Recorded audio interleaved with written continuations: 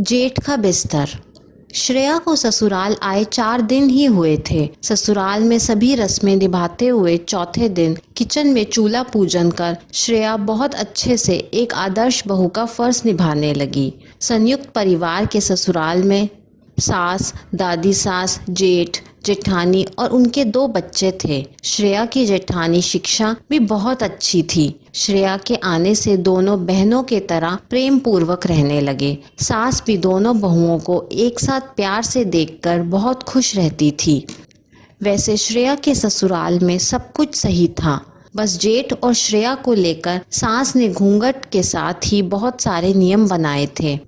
जब भी श्रेया किचन में काम करती तब जेठ को किचन की ओर आना मना था। जब जेठ जी श्रेया के कमरे के पास से किसी काम से भी गुजरते थे तब सास श्रेया को कमरे में ही बंद रहने को कहती। जब तक जेठ जाते नहीं तब तक श्रेया कमरे में ही बंद रहती। मतलब एक दूसरे से आमना सामना हर हाल में नहीं करना था जेठ और छोटी बहू को।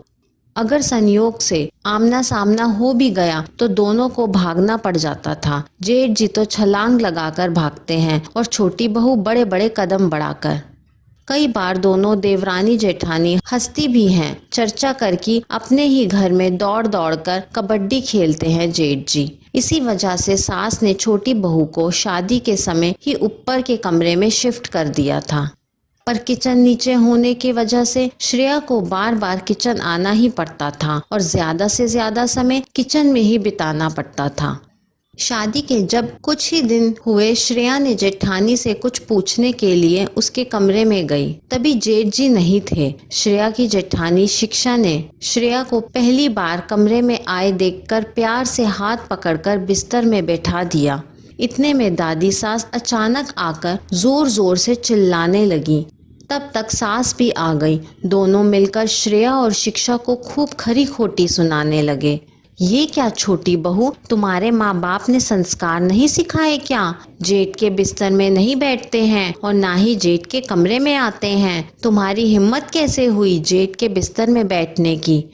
डर से श्रेया उठकर खड़ी हो गई। जैसे ही कुछ कहना चाहती तब तक शिक्षा ने भी दबे शब्दों में कहा, मम्मी जी मैंने ही बैठाया था श्रेया को। मेरे मायके में तो नहीं मानते हैं ऐसे कोई। बस जेठ के सामने सिर पर पल्लू रखती हैं मेरे मायके में छोटी बहू। बाकी कमरे में और बिस्तर पर बैठते ही हैं वहाँ। दबे स्वर से श्रेया ने भी शिक्षा की बातों से सहमति जताई, क्योंकि श्रेया के मायके में भी ये सब नहीं मानते थे कोई। फिर भी दादी सास का पारा हाई ही रहा। तुम दोनों के मायके में नंगे ही रहे कोई, मुझे मतलब नहीं है, मेरे घर में ये सब नहीं चलेगा। सास और दादी सास के इस रूप को देखकर दोनों बहुओं ने चुप रहने में ही भलाई समझी। उसी दिन दोनों बहुओं ने आपस में फैसला कर लिया, चाहे जो भी हो बहस नहीं करेंगे बुजुर्गों से, साथ ही बदलाव भी लाएंगे। इसी तरह अब श्रेया जेठानी के कमरे में भी सास और दादी सास से नजर बचाकर ही जाती थी, क्योंकि श्रेया का कमरा तो ऊपर था और किचन में खड़ी खड़ी थक जाती थी। जब तक खाना पीना नहीं हो जाता सभी का, तब तक सुस्ताने या बैठने के लिए शिक्षा अपने कमरे में ही ले जाती थी श्रेया को। जब कभी शिक्षा के साथ श्रेया को कमरे में देख भी लेती सास या दादी सास, बक बक करके एक दिन गुस्सा दिखाकर खुद ही चुप हो जाती थी। दोनों बहुओं ने तो प्रण ही ले रखा था, चाहे जो बोले मुंह और कान बंद ही रखना है। सास दादी सास की सेवा सत्कार में कोई कमी नहीं करती थी दोनों बहुएं। एक दिन किचन से श्रेया काम कर रही थी, तभी जेठ जी अपने कमरे में कुछ काम से जा रहे थे। अचानक श्रेया को देखते ही बड़े छलांग लगाकर भाग गए। अचानक भागने की वजह से जेठ के पैरों में मोच भी आ गई थी। फिर जेठानी ने बाम और गर्म पानी से सेक कर ठीक किया। एक दिन मौका पाकर शिक्षा ने श्रेया को समझाकर दादी सास और सास के पास भेजा। श्रेया ने दादी सास के बालों में तेल लगाते हुए कह ही दिया, दादी माँ लिहाज नजरों से की जाती है, बिस्तर में बैठने या कमरे में जाने से कुछ नहीं होता। जेठ जी भी तो पति के बड़े भाई, तो मेरे भी बड़े भाई ही है ना। जब पति की माँ बाप दादी दादा सब मेरे अपने हुए तो पति के बड़े भाई भी तो मेरे भाई ही हुए ना। जब शिक्षा दी मेरी बड़ी बहन जैसी हैं तो भैया जी मेरे बड़े भाई ही हुए ना।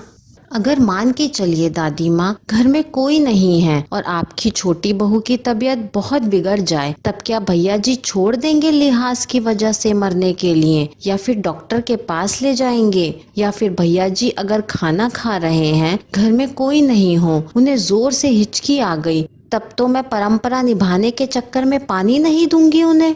इज्जत और सेवा मन से की जाती है दादी माँ। तभी जेठानी शिक्षा ने भी कहा, श्रेया सही कह रही है माँ। दादी माँ, अब देखिए ना, इस तरह भागने दौड़ने से आपके बेटे को चोट भी लग गई। घर में ही कबड्डी खेलते हैं जेठ बहू के पर्दे में।